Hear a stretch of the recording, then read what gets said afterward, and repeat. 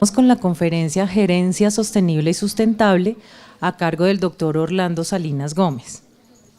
El doctor Salinas es el presidente del Consejo Directivo Nacional de la Asociación Colombiana de Facultades de Administración Ascolfa, es decano de la Facultad de Ciencias Empresariales de la Universidad Minuto de Dios, profesor de posgrados de la Escuela Internacional de Ciencias Económicas y Administrativas de la Universidad de La Sabana, coordinador de pares académicos en administración del Consejo Nacional de Acreditación, par académico ICFES, evaluador técnico de proyectos de investigación en innovación tecnológica en Colciencias, evaluador del programa Galardón de la Excelencia para la Corporación Calidad y la Secretaría de Educación del Distrito Especial de Bogotá, evaluador de planes de negocio del concurso Ventures, evaluador de proyectos de investigación de la República de Panamá y miembro actual de la Sala CONACES del Ministerio de Educación Nacional. Es par Colciencias en Administración y evaluador de artículos publicados en revistas indexadas en Administración. Es profesor de maestrías en Administración en la Universidad del Rosario, Universidad de La Sabana y Universidad Externado de Colombia. Además, es profesor invitado en Teoría de la Decisión y Diseño, Gestión y Evaluación de Proyectos en la Universidad Nacional de Colombia. Es el vicepresidente de la Mesa Sectorial de Dirección y Gerencia, conformada para establecer las competencias gerenciales a nivel nacional, con participación del sector empresarial y el sector académico. Miembro del jurado Galardón de Excelencia para escoger la mejor empresa gestionada en Colombia con la Corporación Calidad. Y representante en Colombia de EQUA, Education Quality Accreditation Agency. Bienvenido, doctor.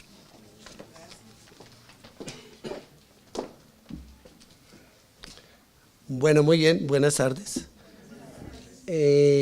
Disponemos de una hora, o sea, voy a tratar de ser breve o sintético frente a los temas que se proponen, y acorde con la programación he sido como fiel a ella y he titulado la presentación Gerencia Sostenible y Sustentable. Y quizás por el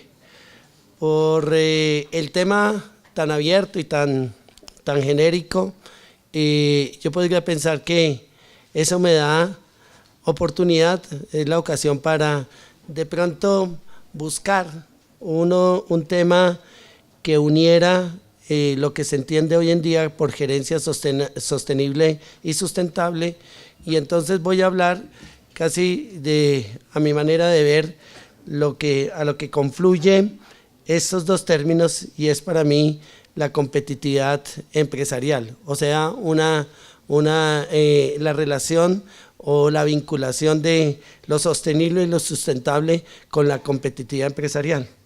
Pero no una competitividad desde la ortodoxia o desde los caminos ya conocidos de toda la teorización de competitividad de Porter y seguidores, o otras teorías un poquito más ligadas a las teorías económicas. Voy a tratar de abordar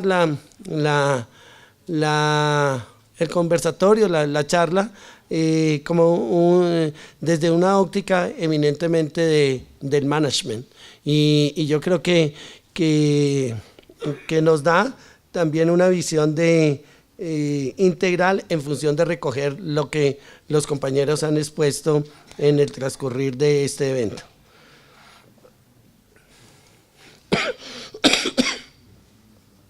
A mí me gusta esa definición tradicional, ya para muchos, imagínense, 2002, pero es una definición de la globalización que atribuida a la CEPAL, que ha marcado un hito en los economistas de América Latina, y define la globalización como una creciente gravitación de los procesos financieros, económicos, políticos, sociales y culturales de alcance mundial sobre los de carácter regional, nacional y local.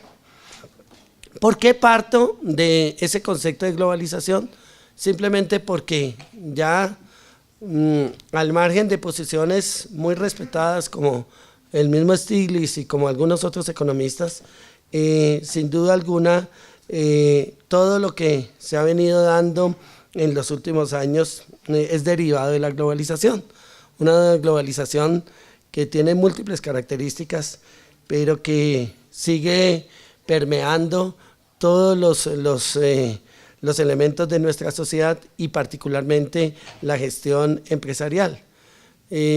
Basta mirar nomás lo que ha sucedido recientemente en el país, cuando uno mira la rivalidad entre el grupo mexicano que ha inundado de franquicias en alimentos a Colombia, especialmente Bogotá, que es Alsea, con todo, con Starbucks, con Burger King, con Domino's, con Chili's, con Chan y con todas las empresas que pertenecen al grupo Alsea, y pues la rivalidad directa con Procafecol, Juan Valdez, y también un poco con una empresa que inclusive está aquí en los patios de la EAN, que es OMA, también de origen costarricense en estos momentos. Entonces, estamos hablando de una globalización que ha llegado hasta los ámbitos normales. Los sociólogos de la comunicación hablan de la gran influencia de la más media en la sociedad derivada de la globalización, y otros autores que provienen más bien de temas de informática, etcétera, etcétera, hablan de que la globalización, el ejemplo máximo es Internet. Pero pues este es un referente sin duda alguna muy importante, porque está forzando y presionando la competitividad empresarial caracterizada por sustentabilidad y sostenibilidad. Traigo a colación, este es un cuadro sobre las prioridades de los líderes empresariales.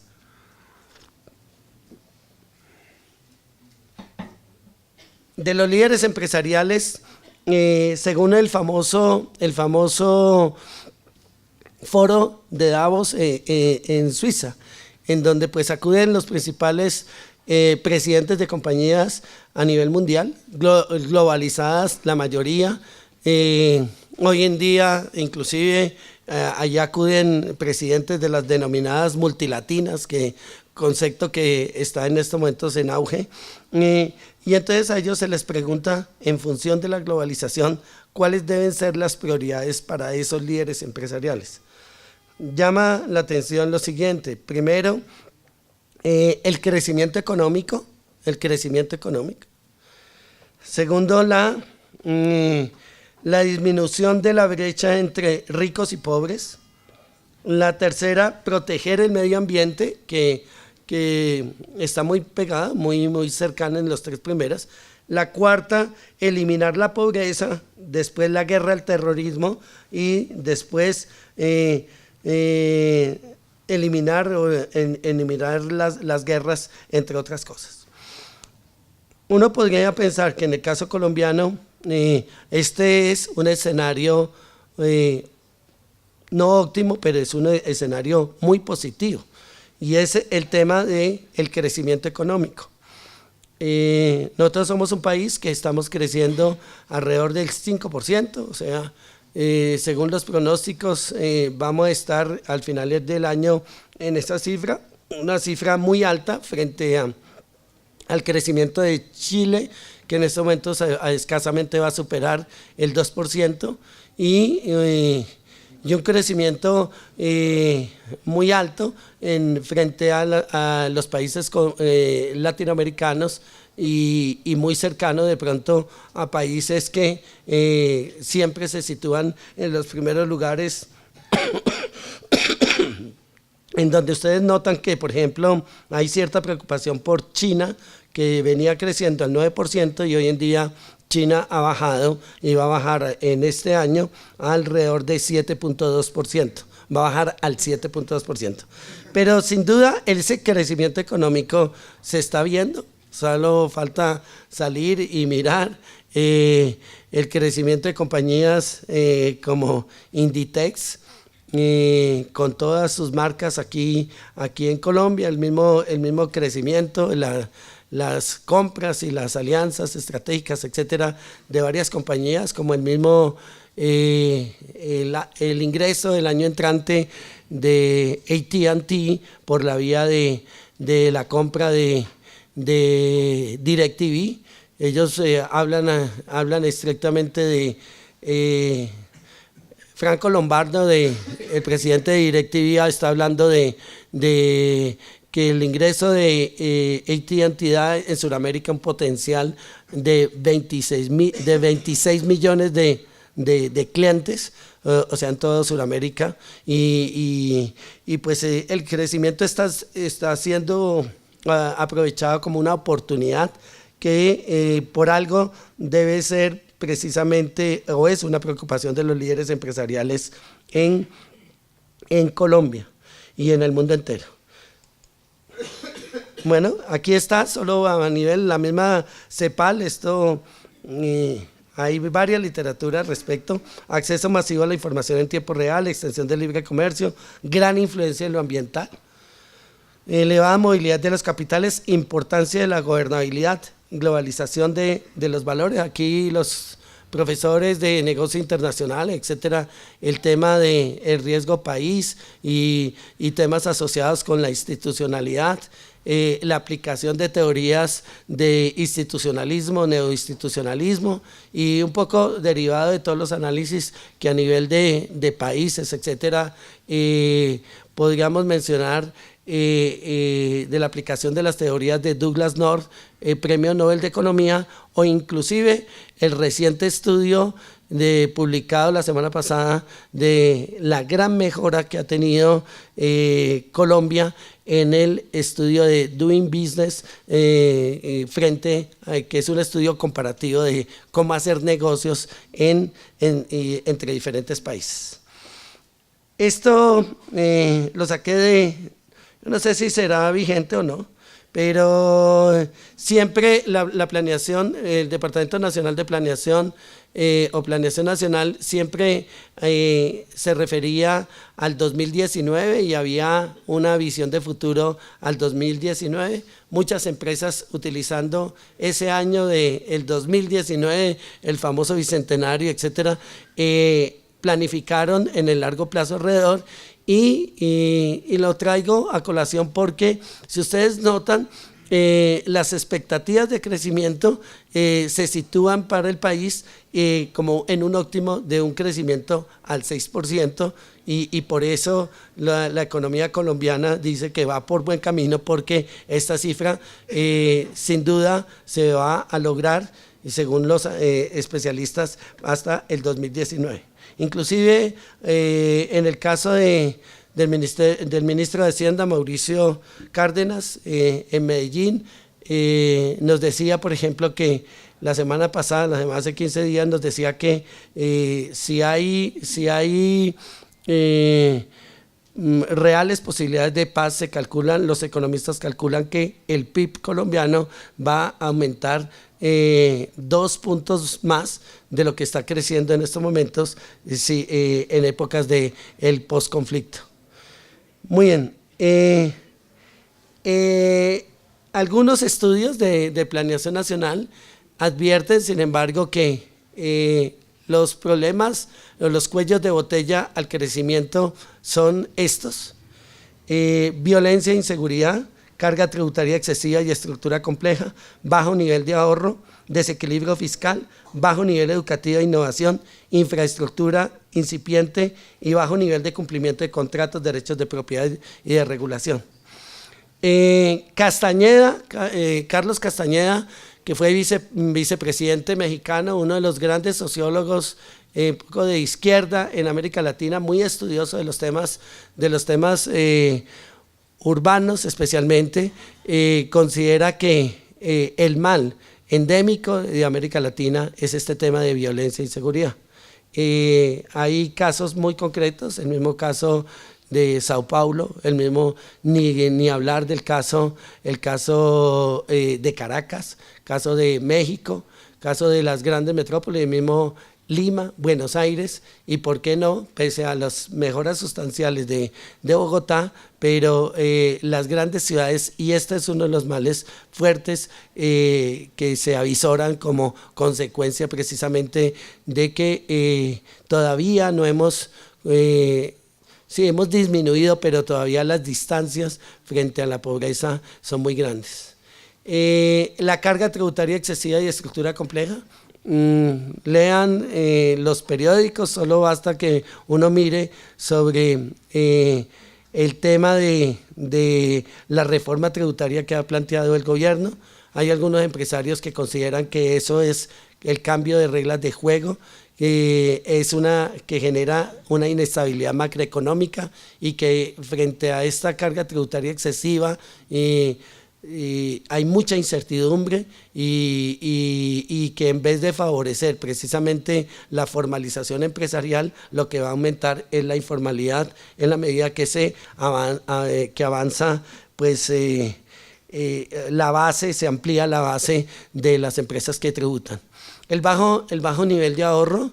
Leía antier un estudio que se publicó, al margen de las cifras, etcétera, me sorprendió que en estos momentos los colombianos somos las personas más endeudadas en América Latina y sorprende que el nivel de endeudamiento de los colombianos se sitúa, uno, por endeudamiento producto de la educación, un tema central, o sea, a veces como que eso es cierto y que pues para tener educación de calidad hay que tener dinero y en muchos casos eso se da y sin embargo pues como no hay todavía gratuidad en muchos aspectos de la educación, pues entonces la gente se endeuda para educación. Pero lo que sí sorprende antes que eso, y de pronto hablando con Camilo Herrera y leyendo estudios sobre Radar, una empresa consultora que hace estudios de marketing, habla sobre el endeudamiento que en este momento los colombianos tienen por adquirir electrodomésticos. Sí, o sea que le está disminuyendo en un alto grado la liquidez. Y entonces la liquidez y el bajo nivel de ahorro se muestra también en temas de bancarización y cosas de estas que no me voy a detener mucho en eso. Desequilibrio fiscal, bajo nivel educativo e innovación, pues la cobertura educativa en Colombia escasamente pasa el 50% y todavía nos falta mucho crecer. Ustedes miran que pues cuando uno habla con la ministra de Educación, etcétera, o cuando interactúa en foros de ASCUN y otras cosas, hoy en día algunos estadísticos están diciendo, vamos a hablar de cifras sobre educación, pero una cosa es, ¿vamos a hablar con el SENA o vamos a hablar sin el SENA?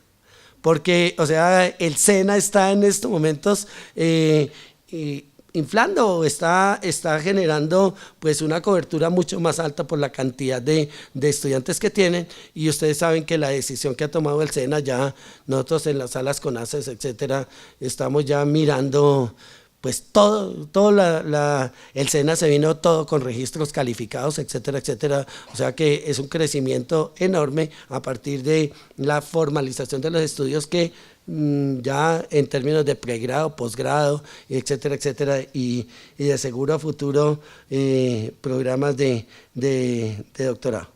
Infraestructura incipiente, sea sin comentarios, las vías 4G son la esperanza, etcétera. Todavía escucho hablar de el tren de cercanías en Bogotá, escucho hablar de la Ruta del Sol, etcétera, etcétera. Escucho hablar del túnel de la línea y nosotros escuchamos hablar sobre esto y los logísticos pues hacen mucho cálculo sobre esto, la situación de Buenaventura, etcétera, etcétera, que como las buenas caricaturas sin palabras y dejemos así. Y este último tema que me parece central, porque detrás de esto, yo no soy economista, pero sin duda ahí está un premio Nobel de Economía que se llama Ronald Coase, en donde habla de toda la parte de los costos de transacción, que es el cumplimiento de contratos, derechos de propiedad y regulación, producto de que muchos de las empresas también actúan en el marco jurídico en Colombia. Bien, crisis. ¿Hay crisis? Vamos a mirar. ¿Hay problemas? ¿De acuerdo con eso? Y entonces, sin duda, hay estadísticas que uno puede consultar ahora de julio, agosto, puede ser, pero yo prefiero detenerme en el 2013 y las perspectivas para el 2014, porque eso nos da como de una vez como la sensación de si nosotros como jueces somos capaces de mirar a ver si se está cumpliendo. Entonces me voy a basar en la famosa encuesta de opinión empresarial de la ANDI, que hoy en día recoge tanto la encuesta de Desarrollo como otras encuestas y se unieron en una sola encuesta. Entonces miremos un poco la producción que se está dando en producción, en ventas, la producción industrial. Estos son los comportamientos. Sobre el sector secundario, producción industrial, manufacturera, hay una gran preocupación. Para algunos eso no representa como inquietud mayor, en la medida en que Colombia es, al igual que muchos de los países, somos una economía con énfasis en el sector terciario. Si mal no estoy, el 70% del Producto Interno Bruto colombiano está en el sector servicios y en el sector comercio, y entonces pues, pero la producción industrial inclusive hasta el año pasado había caído 5.6% en la economía colombiana. Perdón. Esto es comparado por 10 años, el comportamiento de algunos sectores de la economía colombiana, cuáles estaban en situación grave, por ejemplo los textiles, que están en rojo, y muchos productos como hierro y acero, fundición de metales, etcétera, muy jalonados por el tema de la crisis en el sector industrial. Pero sorprende uno que otrora siempre había tenido un comportamiento positivo, que era el sector de autopartes para vehículos automotores y la venta de automotores, que hasta finales del 2013 tuvo un decrecimiento de producción de alrededor del 17%. Bueno, producción y ventas, producción. Y me detengo en esa gráfica, pues cuya referencia es la encuesta de la ANDI. Al 2013, a diciembre del 2013. Si uno mira actualmente esta gráfica, los resultados no son tan variables, ¿sí? Han cambiado algunas cosas, pero los problemas de la industria colombiana son los mismos. Uno, falta de demanda. Los economistas pueden pensar es que como no hay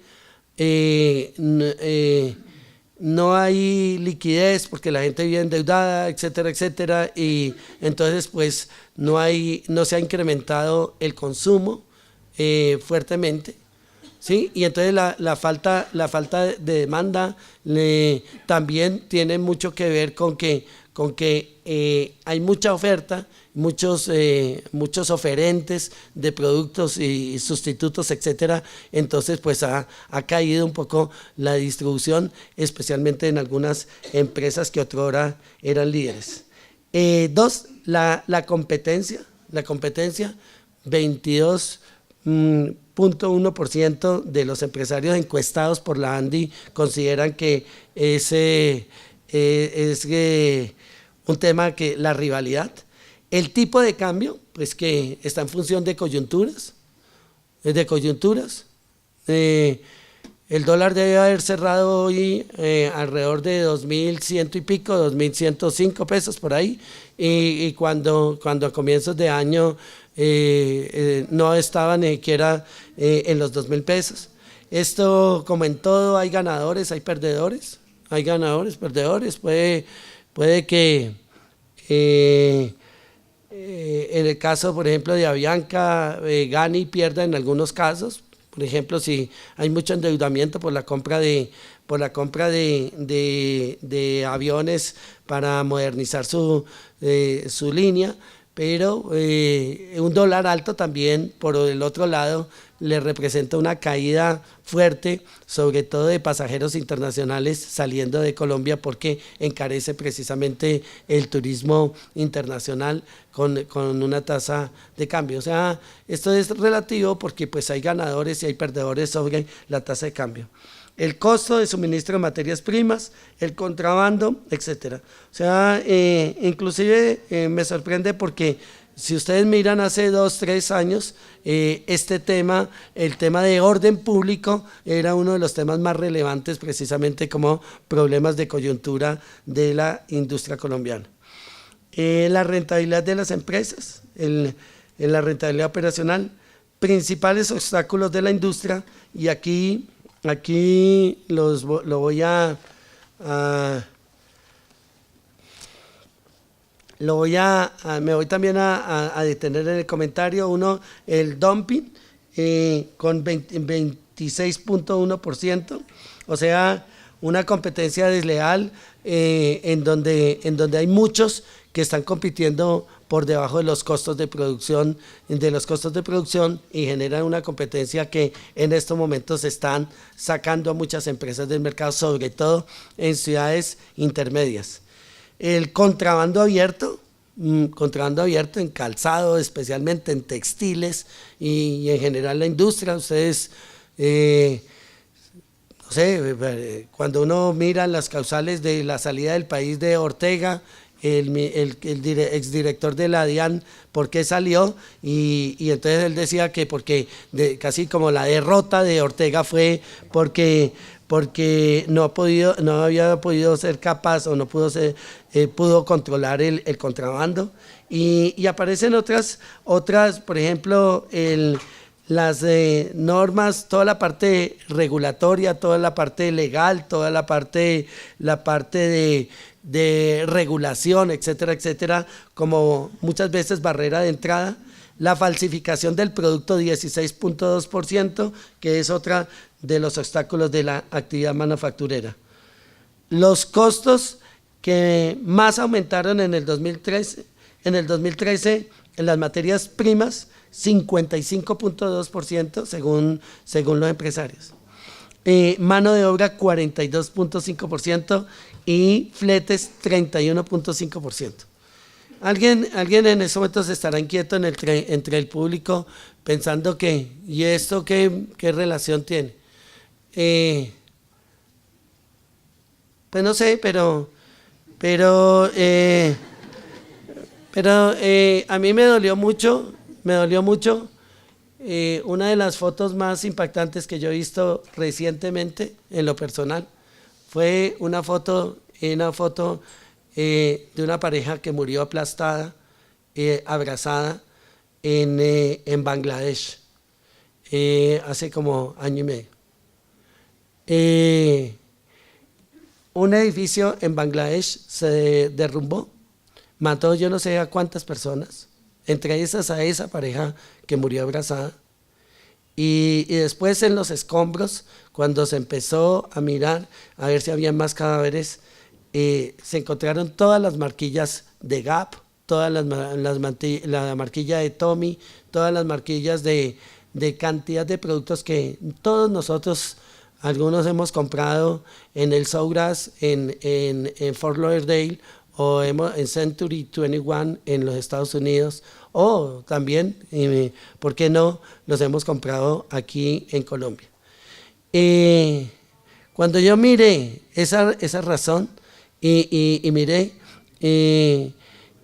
esas personas que murieron aplastadas en ese edificio, devengaban $78 al mes como salario. $78 al mes. Y vivían en apartamentos de alrededor de 60 metros cuadrados, en donde se acomodaban fácilmente 30 personas en un solo apartamento. Si eso no es degradación humana, si eso no es indigno, ¿qué será indigno? Es decir, para que nosotros compremos en Ross o para que nosotros compremos en Marshalls en los Estados Unidos una camiseta de esas en $12 y que uno se jacte de que es definitivamente una camiseta original y que no nos están chiviando, etcétera, etcétera. Sí, pero el tema es ¿a costa de qué? A costa de que de ese 78%, esos $78 que devengaban esas personas. Y no estoy siendo romántico, nostálgico o sentimental, pero basta mirar toda la parte en Colombia de lo que se estaban, las maquilas y todo lo que se está produciendo en barrios como el barrio Cuba, en Pereira y algunas zonas en el mismo Hueco, en Medellín y algunas zonas en donde precisamente el costo tanto de la mano de obra como el costo de la materia prima da para que a partir de precios de una rebaja sustancial, pues entonces se compita hoy en día en mercados globales. Eso es responsabilidad social, eso es sustentabilidad y eso es también sostenibilidad. Una de las grandes quejas, que siempre se le han hecho y con la admiración que he tenido siempre por Steve Jobs y es más por el mismo Tim Cook, pero la gran cuestionamiento es que el iPad y todos los productos Apple hoy en día son todos ensamblados en China. Y a Apple le ha tocado que hacer un gran esfuerzo para garantizar que todos los proveedores y todas estas empresas con las que se hace el iPad cumplan con unas condiciones por lo menos dignas para garantizar que haya una coherencia entre una empresa innovadora y lo que hacen los proveedores de esa empresa innovadora. Acabo de tener una niña en una maestría aquí en Bogotá, una niña paisa, y que me llama la atención porque le dije cuántos empleados tiene la compañía, cuántos empleados están bajo tu responsabilidad, y en ese caso esta niña me dijo yo manejo 7,000 personas, y entonces yo dije, pero ¿cómo así? O sea, 7,000 para mí no cabe. Y entonces ella es la gerente de una compañía que queda en la ciudad de Cali, en la avenida Ciudad de Cali con La Esperanza. Detrás del Farmatodo la compañía se llama Alus, que es una empresa de un contact center, un call center. Entonces, la pregunta es, cuando yo miro eso, y no estoy acusando ni más faltaba a la niña, pero yo cuando miro eso, yo cotejo con todos los estudios y todas las presentaciones que se han hecho por parte de los ministerios, etcétera, etcétera, en donde hoy en día se dice que un sector de talla mundial en Colombia es el sector de contact center, etcétera, y a qué precio y en qué condiciones laborales, etcétera, etcétera, y cuántos de nuestros estudiantes de nuestras facultades de administración están ahí precisamente para que algunas empresas se jacten que desde ese sitio se manejan las cuentas de McDonald's, se manejan las cuentas de tales bancos internacionales, las cuentas de AT&T, etcétera, etcétera. Entonces, ese tema de mano de obra tiene mucha tela por cortar porque sin duda es un tema que va más allá de los discursos a veces convincentes en términos de responsabilidad social, pero como dice de pronto mi querido Gabo, en Colombia a veces la realidad supera la ficción. Y estos temas a nivel mundial se están dando. Yo he tenido, en estos momentos tengo una niña de Hewlett Packard, por ejemplo, en donde hay un plan de salida de personal hasta el 2015, en donde van a salir más de 14.000 personas de Hewlett Packard. ¿Qué no decir de esta empresa canadiense RIN, o sea, de BlackBerry, etcétera, en donde pues nuestro discurso es muy coherente, pero a veces el tema es, esa coherencia tiene razón de ser, sin duda alguna, por la racionalidad económica, de pronto de disminuir costos, porque si ustedes ven, las dos grandes preocupaciones, los costos que más aumentaron en el 2013, según la misma Andy, es materias primas y mano de obra en los dos primeros lugares. Bueno.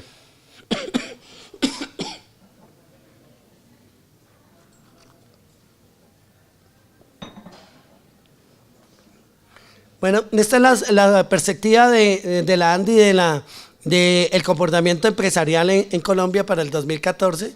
Ahí vamos.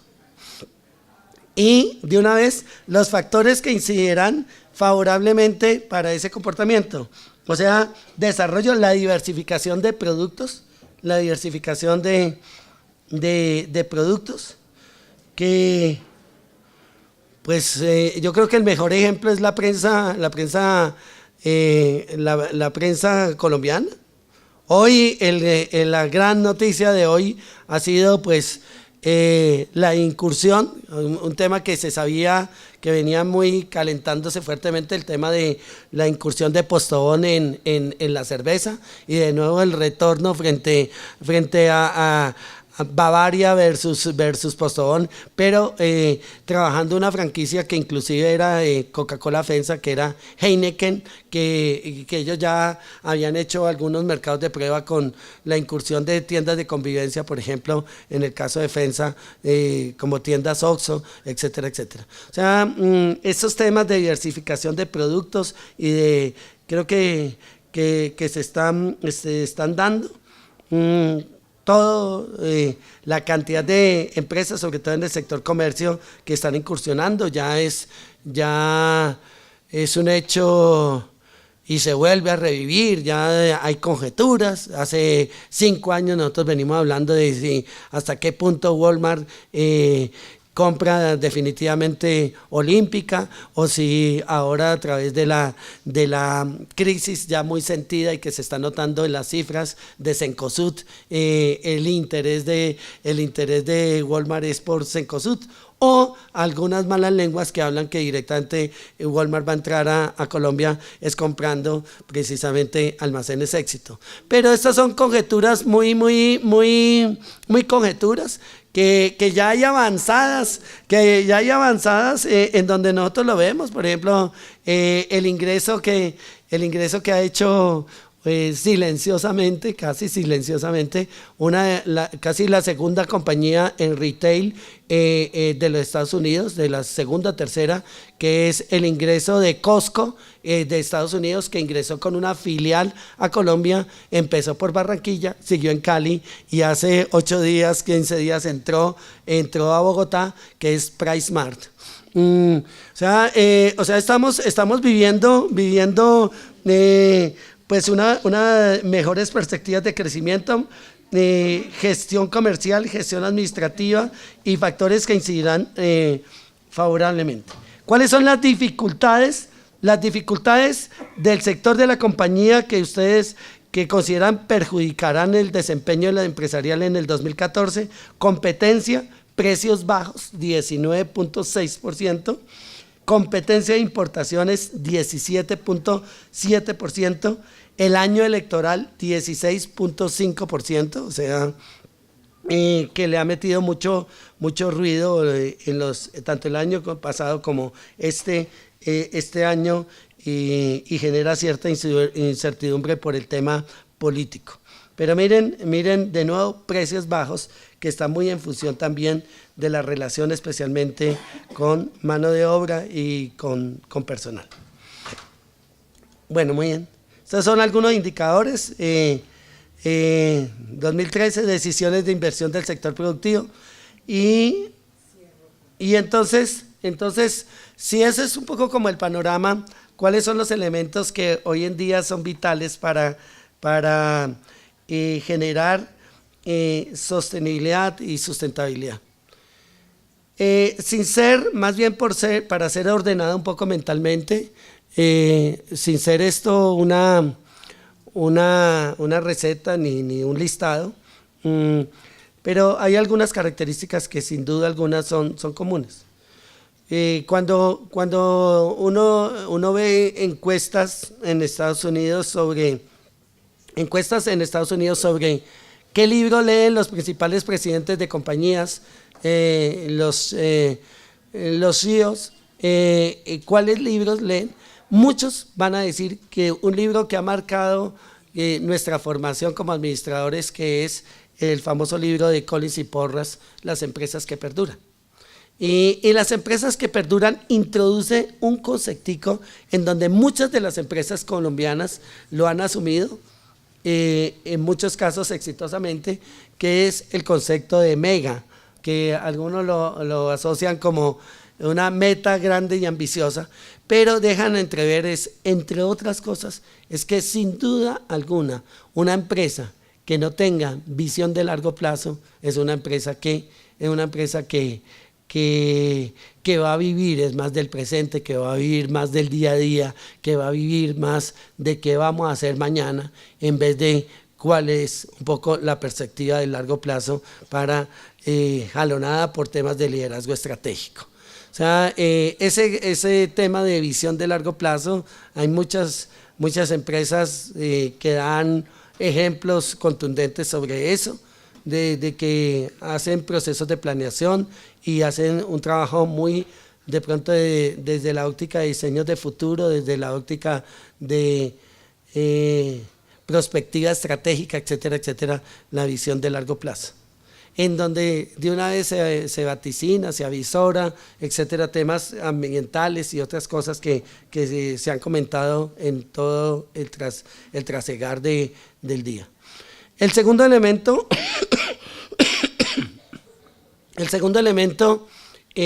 tiene que ver con la calidad.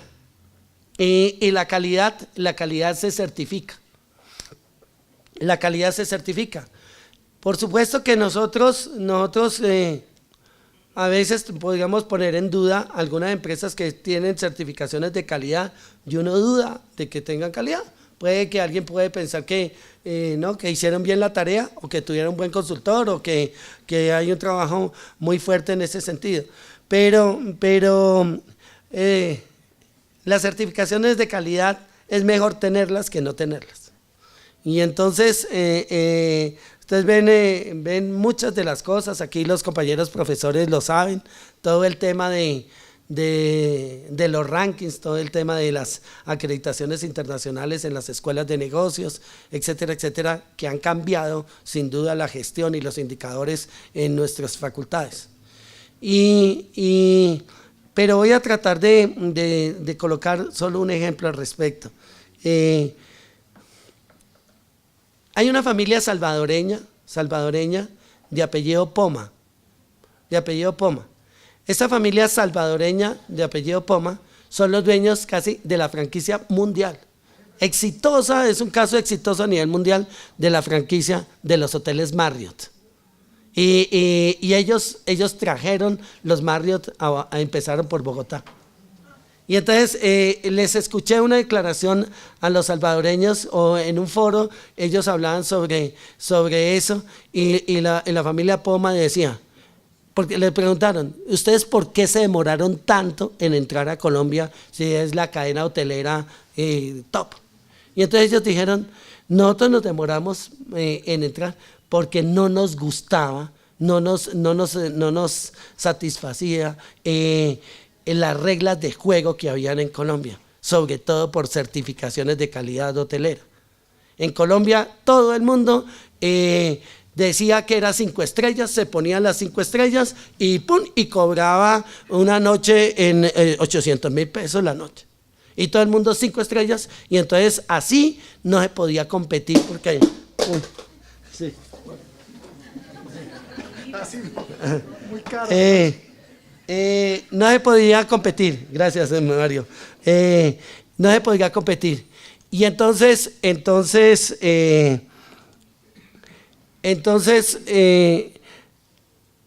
ellos forzaron una norma, la aplicación de una norma que es conocida como la NTSH 006 en el sector hotelero, que esa norma del sector hotelero ya regula y da unas características, hasta el tamaño del televisor que hay que poner en un hotel 5 estrellas. Y solo cuando hubo claridad en el mercado, vinieron con todo. Acabo de leer una declaración del presidente mundial de Marriott y habla que de aquí al año entrante van a tener 10 Marriott en Colombia. Ya nomás aquí nomás en el de la 74, aquí el de la 74, el de la Avenida El Dorado, otro cercano también a la Avenida El Dorado, y se envalentonaron, como dirían los bayunos, porque van a meterse también en centros comerciales con una zona que va a ser de alta competencia en centros comerciales, que es la zona de La Felicidad. O sea, en la 13, porque Marriott también, ellos construyen centros comerciales y están trabajando, en este momento están pensando si construyen un Marriott inclusive en la Boyacá, cerca de la 13.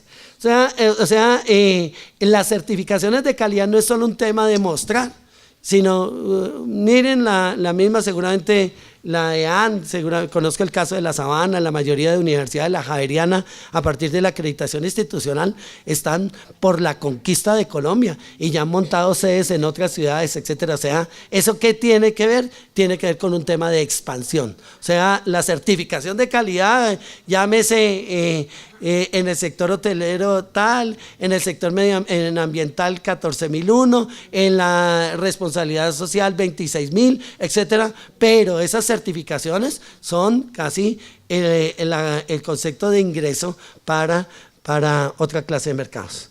Una tercera característica es el tema de la internacionalización. O sea, si yo soy bueno en Colombia, tengo que ser bueno para todo el mundo.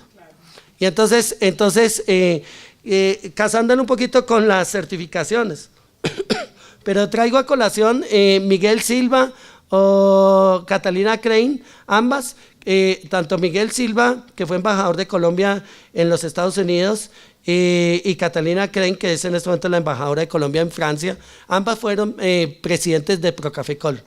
Para que Juan Valdés y el café colombiano llegara a mercados internacionales, les tocó que trabajar una certificación que se llama Rainforest, o sea, una certificación agroindustrial, pero más allá de una certificación agroindustrial, tenía que ver con que ellos certificaran que para producir el café colombiano tenían que ese café no habían usado niños para producir el café, que había control de enfermedades fitosanitarias, etcétera, etcétera, etcétera, etcétera. O sea, el tema muchas veces de sustentabilidad, es un tema interesante, etcétera, pero tiene razones muy como Homos Economics, como muy concretas, que siguen vigentes en términos de lo que busca una organización, una empresa. La internacionalización, y cuánto no nos alegramos con que ver a Crepes en todo Sudamérica, el Corral, etcétera, etcétera. Ustedes van, nosotros estuvimos hace mes y medio larguito en España, y la expansión de Nalsani, o sea, de Toto, ha sido brutal en toda Europa, etcétera, etcétera. Y qué no decir de empresas como Sempertex, en globos, en China, en Tailandia, etcétera, etcétera, etcétera. Eso creo que es un punto central. El cuarto punto es una cuarta característica, es la orientación hacia el mercado. La orientación hacia el mercado. Sí. A mí, quien me dice que soy bueno, quien me dice que yo soy responsable, quien reconoce eso. A veces cuando a mí me presentan y leo proyectos, por ejemplo, de cultura, de temas orgánicos, temas bionegocios, etcétera, a veces me queda la sensación de que para mí todavía no es claro si la ventaja es eminentemente para el productor o si los consumidores son los que en este momento están tomando una decisión de compra en función de si es orgánico o no. O sea, si hay una conciencia de compra que diferencie frente a eso. Y igualmente uno podría trabajarlo en marcas de origen y cosas de estas.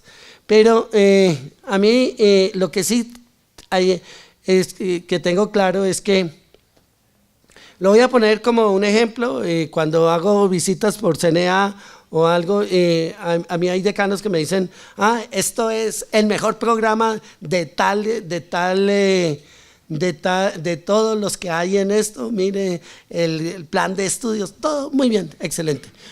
Pero para mí, el que me lo tiene que decir es el estudiante y el egresado. Y en primer lugar, el estudiante, el egresado, pero en segundo lugar, también un indicador de que uno es bueno y que es orientado hacia el mercado, es también que venda.